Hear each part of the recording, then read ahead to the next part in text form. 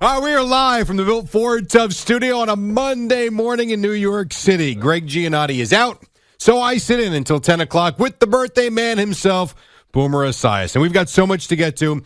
We've got the Mets, the Yankees, but we got 6 months ahead of us. With that, we will get to that next hour. We've got the hockey to get to. Devils, Rangers tomorrow. Islanders, Hurricanes tonight. We will get to that at some point in the show, I promise, as well. But we had some NBA playoff basketball this weekend, and one game that supremely impressed me, and that would have been Saturday night in Cleveland. First things first, Boomer Esiason, happy birthday, sir. How are you? Yeah, thank you, Jerry. I'm doing great this morning. You know why? I'm going to tell you why, Jerry, because today is a Winner's Monday. It is a Winner's Monday. It is a Winner's Monday. Think about all the great things that happened over the weekend. The winning, and the more winning. The Knicks going in there and beating Cleveland on the backs of Jalen, Brunson, Josh Hart, and, of course, Julius Randle showed up. And for some reason, everybody wants to get rid of R.J. Barrett all of a sudden. No, that's not all of a sudden. Well, I understand that he has his distractors, but I am not going to do that as a Knicks fan. I want him to play well. We'll figure out what the deal is when the offseason arrives. He has plenty of more times to be able to insert himself into this series. He had a bad shooting series. Hey, Julius Randle hit a couple early, and then did not have a great shooting day. By the way, but made big plays down the stretch. He did make the big plays down the stretch. So I don't want to take anything away from it because that's a win. And that's a very important win for them to win game one in Cleveland, and to do it the way they did it was great. So now they got to follow it up and don't lay down, don't let down.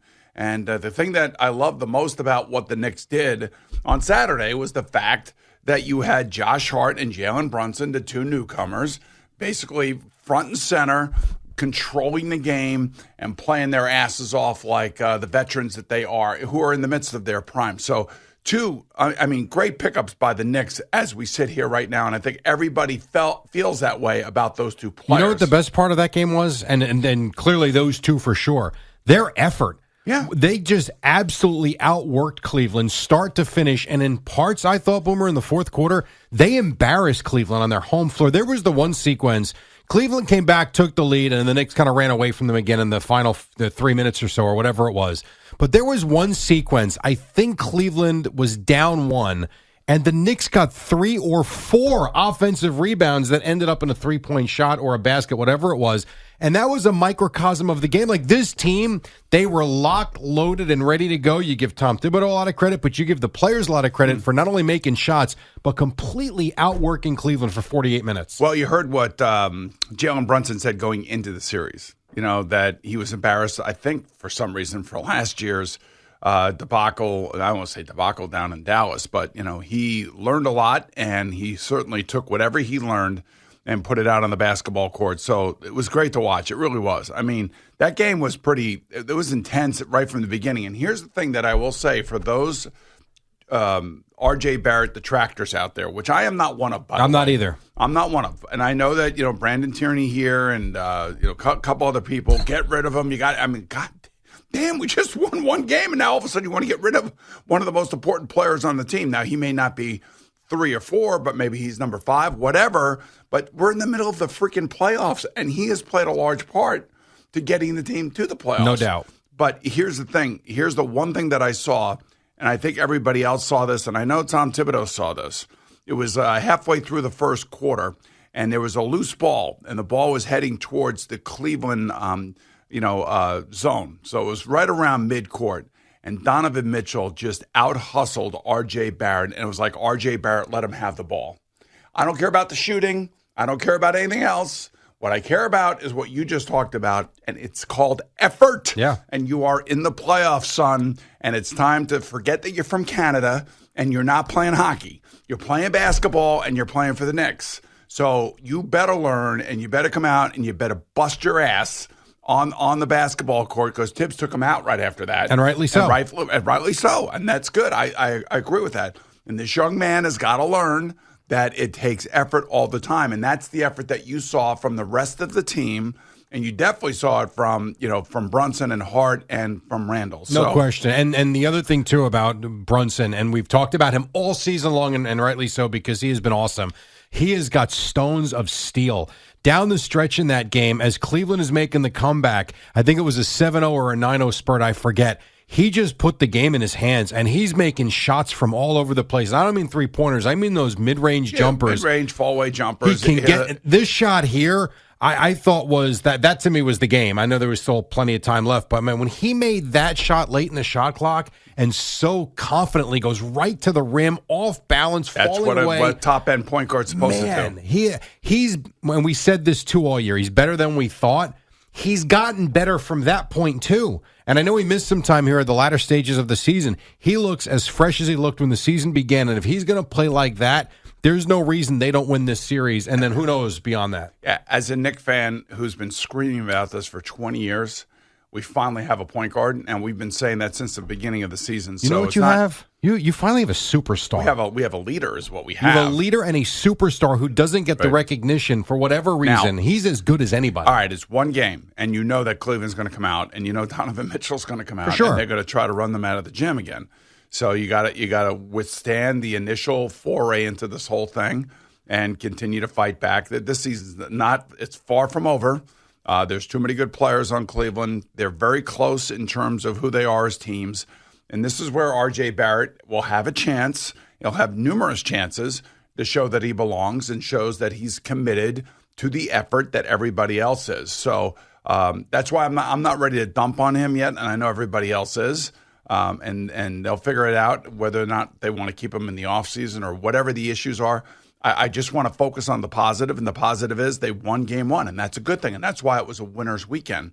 Now, yesterday, also, I have to say I was driving back from Lake Placid yesterday, and I figured, okay, I'm going to turn on the Yankee game. I'll listen to the Yankee game, John and Susan, Odyssey app, the whole thing, because I couldn't get 660 too far away, right? I'm turning it on, and before I know it, damn game's over. Yeah, 2 hours and 7 minutes. I'm not even halfway through the ride home. Well, when you don't give up any hits and you don't score any runs, it goes pretty quick. The game is over, and your boy Garrett Cole now is 4-0. He's got a .95 ERA, and it lasted 2 hours and 7 minutes. Mm-hmm. I mean, that was awesome. He gave up 2 hits. It was ridiculous. I know. And, John was extolling the virtues of Garrett Cole. Said, I've watched him since he's been here.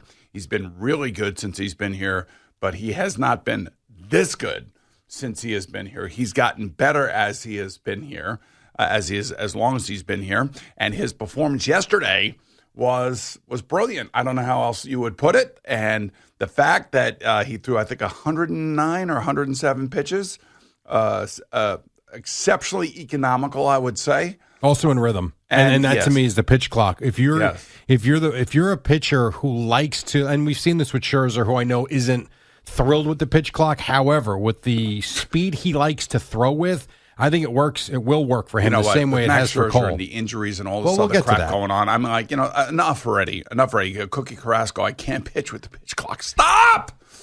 Everybody else pitched well the other day. What? I know, but so he's adjusting to it. Yeah, adjusting to it. Come on. This whole thing about getting on the mound and throwing the ball is helping everybody. I think it's helping the fans and it's helping the players. Yeah, and there are going to be a couple players that are going to have trouble adjusting to it. And knock it off. You've been around. You've gone through this whole thing with spring training. You know what's going on. And most pitching coaches will tell you, let's get in a rhythm, let's get going. And that's what this is affording a lot of these top-end pitchers. So, with the Mets injuries and all this other crap. All right, sorry. They just swept the series, though. Let me get back to winner's weekend. All right, stop distracting me. But no, you've distracted me. I already crossed off 3 things we were going to get to later. All right, Pete Alonso's home run to tie the game yesterday was a moon. I couldn't believe they said only 430 feet. That thing hit up 100 feet high. I know it did. And they were crappy stadium. They were about to lose that game. Lindor hits a rocket right at the second baseman, and then here comes Alonso with the home run. And for them to, you know what? It's a bad team in Oakland, but they did what they had to do. They win all 3 games. All of a sudden, they're 4 games over 500, and things look good. Now they go to L.A. this week. I know. Let me ask you this question. Back to winner's weekend. Winner's weekend. Pete Alonso, 70 home runs? I mean, he is on fire. Is he going to hit 70 home runs? Probably not. Could he hit 60? Hell yeah, he could. And okay. You always point out, too, contract year. It is a contract year, man, and he's playing his ass off. Good for him. Now, the other guy that everybody seems to have in their crosshairs right now is Escobar.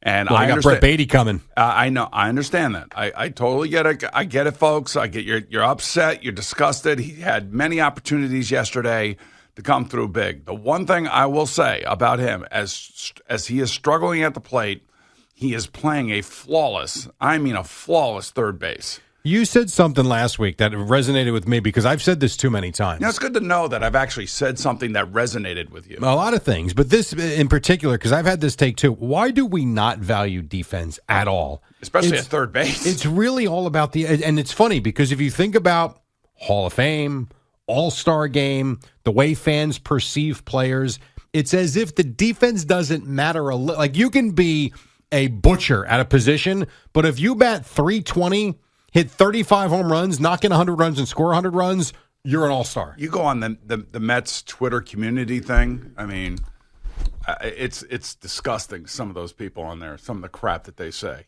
And it just gives you a flavor of what, there's some prevailing thought out there. And I know that he is not hitting. I know that he had ample opportunities yesterday to be the hero, and I could see how frustrated he is slamming his helmet down, the whole thing. But it has not affected his defense. And his defense, like I said, has been flawless. And not everybody's going to be hitting at the same time. And I don't know what they're going to do. But, everybody wants Beatty up here, and I understand that too.